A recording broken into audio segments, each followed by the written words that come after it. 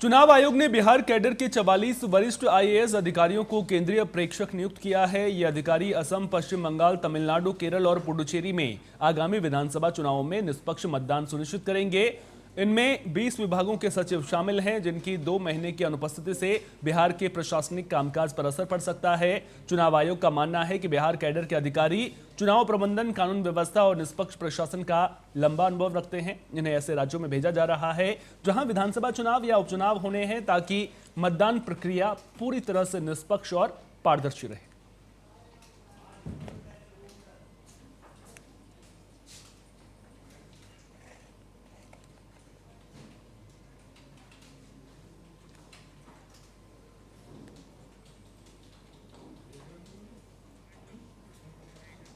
ज्यादा जानकारी के साथ हमारे consulting editor Govind Thakur ji phone line पर हमारे साथ में जुड़ गए हैं। गोविंद जी, आपसे समझना चाहूंगा, अब देखिए बिहार कैडर के अधिकारियों को बड़ी जिम्मेदारी दी गई है। 44 आईएएस अधिकारियों को यह जिम्मेदारी चुनाव आयोग की ओर से दी गई है।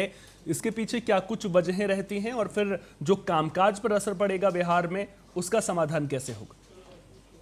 बिल्कुल, देखिए चौहान जो अभी 44 वरिष्ठ आईएएस को जो केंद्रीय पर्यवेक्षक बना के सभी चुनावी स्टेट में भेजा जा रहा है, इसकी सबसे बड़ी बात जो है वो यही है कि ये लोग वहां जाकर चुनाव करवाएंगे।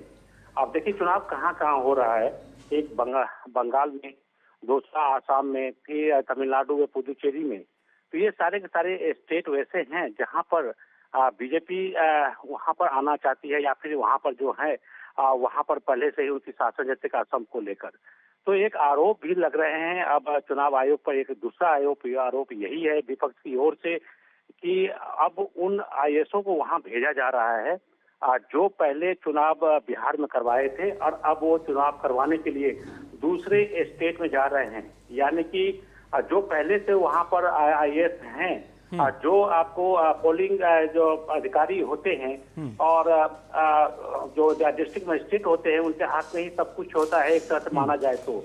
वैसे पर उन पर एक तरह से ऊपर एक लेयर ऊपर बैठाने के लिए ये चुनाव आयोग की तरफ से ये काम किया गया है, जिसका वो लोग विरोध करेंगे। लेकिन गोविंद जी, गौर करने वाली बात यहाँ पर यह भी तो है ना, जब बिहार में चुनाव हो रहे थे उस वक्त भी चुनाव आयोग की ओर से प्रेस कॉन्फ्रेंस की गई थी, और जो नए नियम चुनाव आयोग की ओर से बनाए गए हैं उसके तहत चुनाव आयोग की ओर से यह भी कहा गया था कि जिस राज्य में चुनाव है वहां के अधिकारियों की तैनाती नहीं की जाएगी, दूसरे राज्यों के अधिकारियों को लगाया जाएगा। तो क्या इस वजह से भी केवल बिहार ही नहीं बल्कि दूसरे राज्यों से भी अधिकारियों को, जिन राज्यों में चुनाव है वहां पर भेजा जाएगा, या फिर ये पर्टिकुलर केवल बिहार के ही अधिकारी भेजे जा रहे हैं?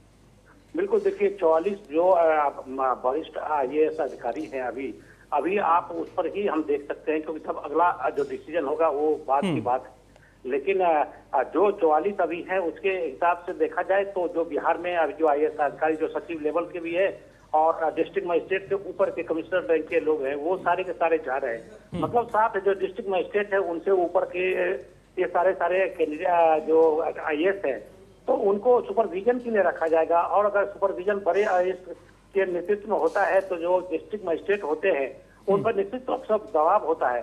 तो ये माना जा रहा है कि जो स्टेट गवर्नमेंट है, जो पहले से आईएएस उनके साथ काम करते हैं, तो उनके साथ कहीं पारदर्शिता नहीं रहेगी। उस पारदर्शिता को समझ के हिसाब से उसको वहां पर डिप्यूट किया जा रहा है। लेकिन विपक्ष की ओर से देखा जाए तो एक सवाल जरूर बनता है कि अब एक बार केंद्र सरकार के जरिए या फिर आप चुनाव आयोग के जरिए वहां पर फिर चुनाव को लेकर एक मुद्दा बन रहा है। तो ये बात जरूर है कि सवाल तो उठेंगे। लेकिन जहां तक बिहार के 44 आईएएस एक ही बार वहां से निकलते हैं तो निश्चित तौर पे अगर अभी से लेके और चुनाव का आप देखें तो बहुत समय होंगे अभी बचे हुए दूसरे स्टेट में भी, तो ऐसे में वहाँ के कामकाज जरूर उस पर असर पड़ेगा। जी, बहुत बहुत शुक्रिया गोविंद जी तमाम जानकारी साझा करने के लिए।